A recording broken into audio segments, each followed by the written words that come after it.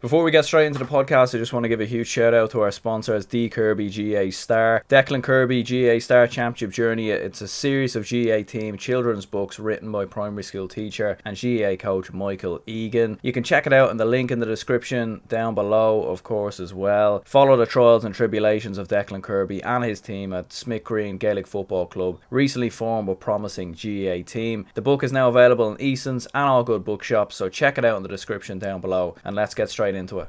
I suppose we'll run through hurling briefly. Obviously, we've been gone for long enough here anyway, so we won't go on for too much longer. But I suppose, like in terms of the hurling in general, like, well, obviously the Cork and Galway game was really the only game that had any significance. Really, it was Cork 223, Galway 325. I suppose Galway march on. They're looking like the closest to beating Limerick at this moment. Anyway, that's been what everyone's been saying. Would that be the same general consensus from yourself as well?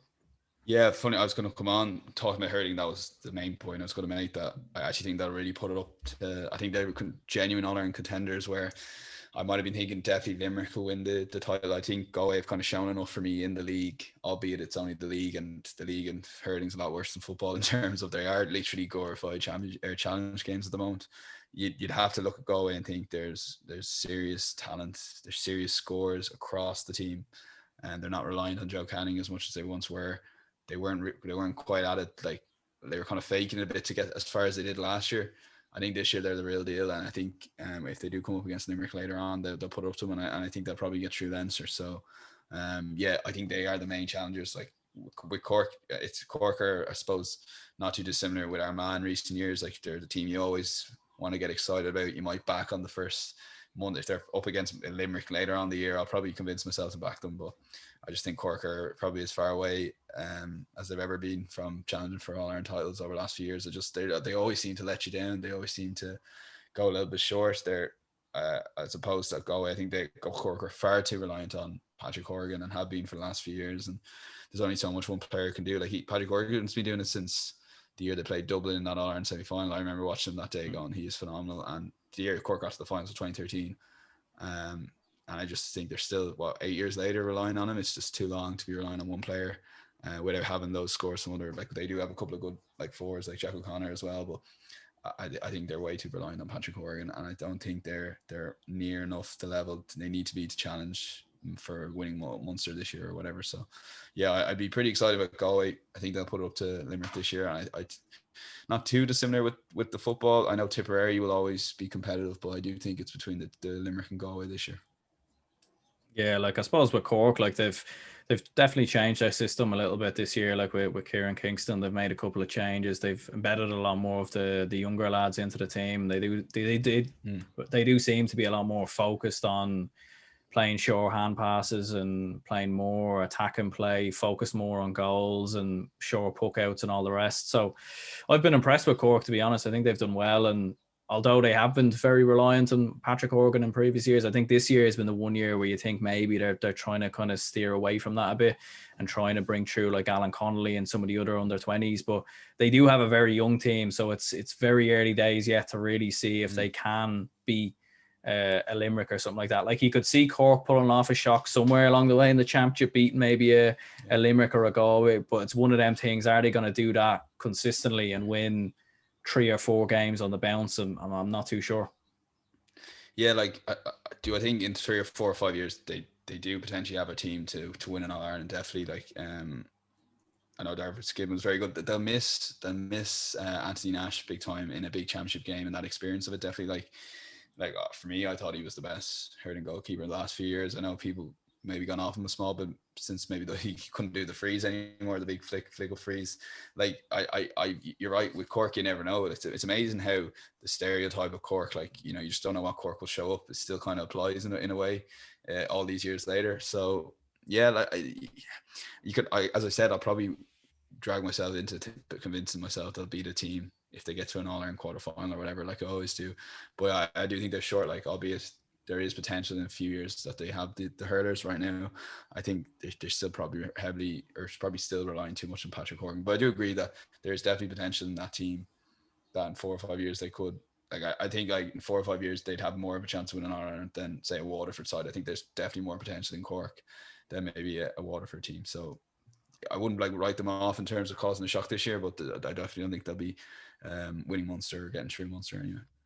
Yeah, and I suppose in general in hurling, like there's so much going on. Like obviously it's a very, like Division 1 has been so competitive. Like no side finished unbeaten across the entirety of Division 1. Like does that even show the competitive nature in hurling at the moment as well, with the fact that I suppose realistically, like any team can kind of beat anyone on any given day. Like I mean, apart from Laois and Westmeath obviously, but all the rest of them, they all seem to have, obviously there's levels between maybe your Limericks and your Antrims and whatnot, but generally like it's so competitive. And I think we've seen that throughout the league where everyone kind of just ended up beating everyone. Yeah, like obviously Dublin Kerry are far clear in football, and while I think Limerick Galway will be a little bit clear, the other counties, the gap is so small, and in your sport like hurling, like anything can happen. But I do agree that the majority of the Division 1 teams are right there. Like I'd be excited about Antrim, like I know everyone is, but I really think they'll beat Dublin, who I just not can't get excited about Dublin anymore in hurling. I think I don't really know where to go, or where Dublin can really go themselves. I just think there's always failing and not quite reaching that potential. So it's so tight that I'd be looking at a team like Antrim could potentially cause a shock there in the first round of Leinster and beat Dublin. I think that game's in 2 weeks actually, which is pretty exciting. That the championship's only 2 weeks away, in fairness. So yeah, and I'm more excited this year overall with the hurling championship. Like I touched on it with the football, like not too obviously with us Ulster side. I'm not really excited for any game until the All Ireland semi-finals, and if it goes away, I think it might maybe the All Ireland final, Dublin Kerry. Where hurling, there's going to be so many good games straight away, and that first game, like I do think Antrim will put it right up to Dublin, because I just think they're riding that momentum, and Dublin, there's just a lot going on in the background there, and they just never seem to be hitting that potential. So I do agree, like it's pretty exciting with hurling. There is that kind of sense that anybody can beat anybody. Although I do think Limerick we're definitely like slow out of the blocks this year, not necessarily on purpose, but definitely slow enough to get going with their training. I know a lot of the hurlers said they took a lot of time off and stuff after the Iron win. So yeah, be very the hurling championship is going to catch fire, and it's going to have the majority of our intentions in the early stages of the championship, where Ulster side, as I said, football, we've kind of left a little bit in the background. Yeah. Well, I suppose like definitely, because with the rules anyway that came in, it was looking like maybe hurling was going to kind of take the back step to football. But definitely from what I've seen this weekend and obviously last weekend as well, it does seem the referees are starting to allow things to flow a bit more and actually play the advantage, allow teams to put points over the bar and play the hurling that we all love, I suppose. Like in terms of Limerick in general, like what have you made of them so far in the league? Like would you still have them maybe as the number one team, the team to beat going into the All Ireland Championship?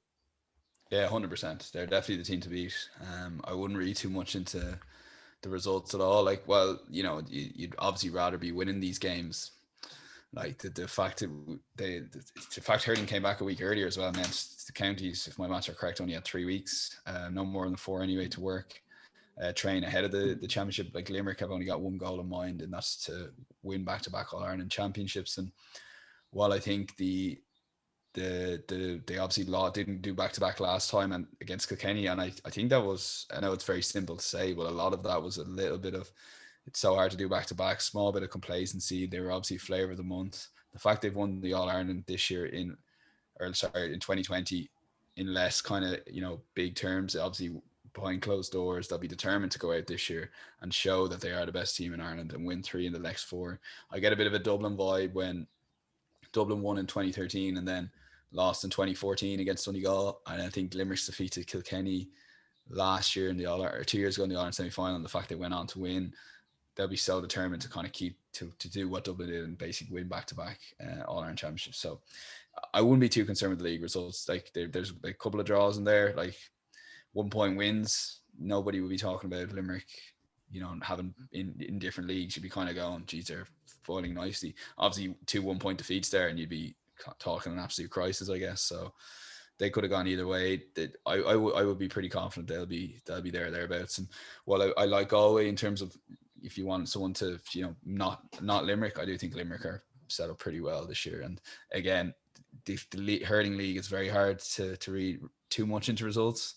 Like you got to factor that in. It is glorified challenge games, albeit I am excited about Antrim off the back of their league campaign as well, which is a contradiction. But I do think Limerick I wouldn't be worried about Limerick at all. I think that'll come true Munster anyway, definitely.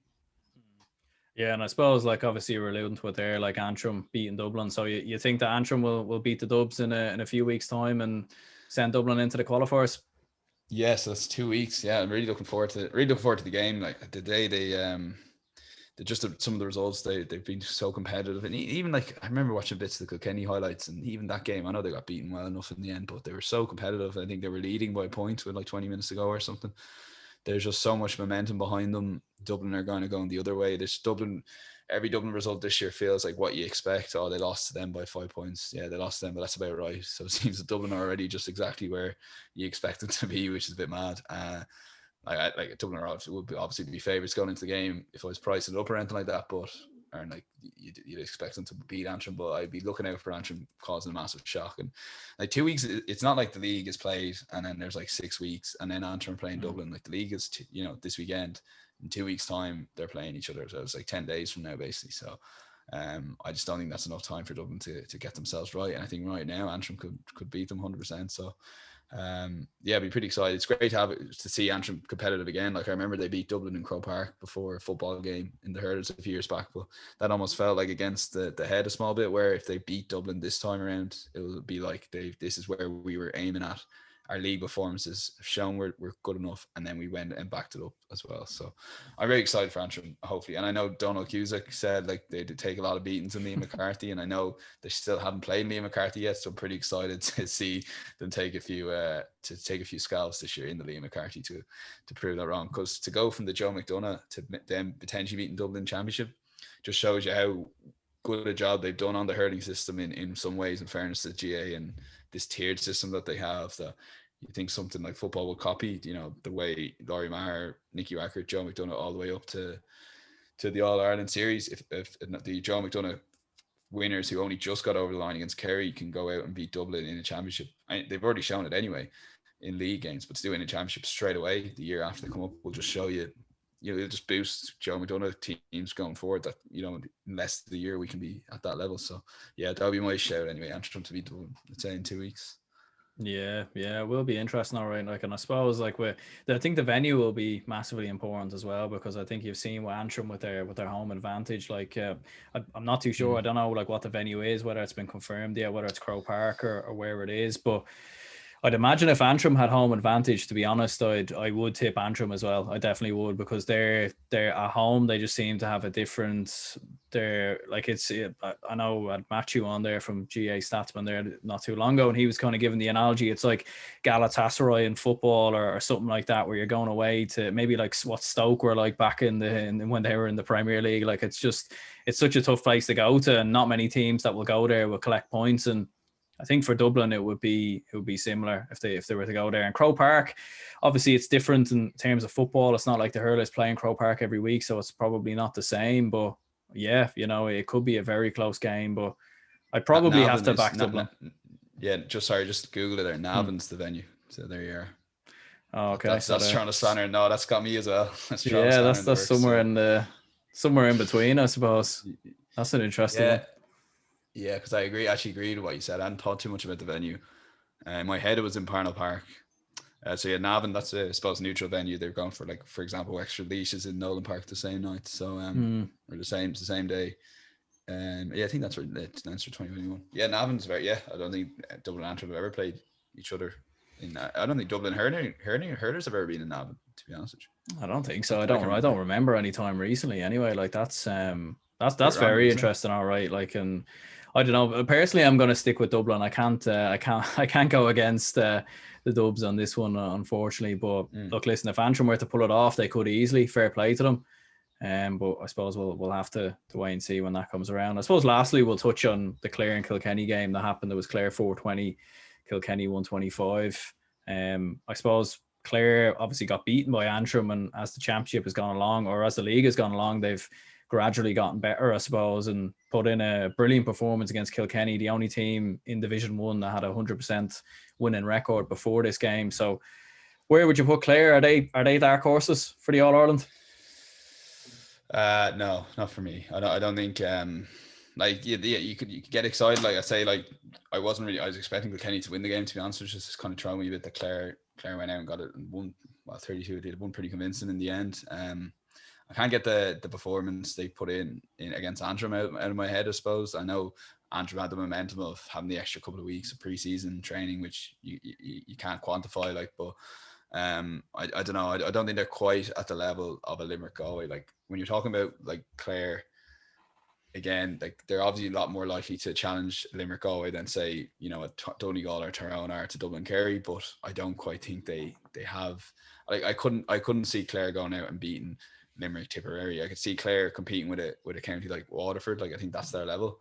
But I don't really see them as dark horses this year, to be honest with you. And then Kilkenny, like it'll be interesting how like Brian Cody's still managing them, like which is phenomenal. Like how many years he's done, and obviously the post Brian Cody era, like Kilkenny should be preparing for that already. But they're always going to be there and thereabouts. It's just the classic Kilkenny thing of that they'll always like produce performances in the championship. So I don't think either of these counties will be winning on All Ireland this year. But no. To answer your question, I don't really see Clare causing massive shocks. Like for me, a massive shock would be beating either Limerick or Tipperary in Munster, or to beat maybe a Galway or something. I just don't think. I think those three counties are a little bit ahead of Clare.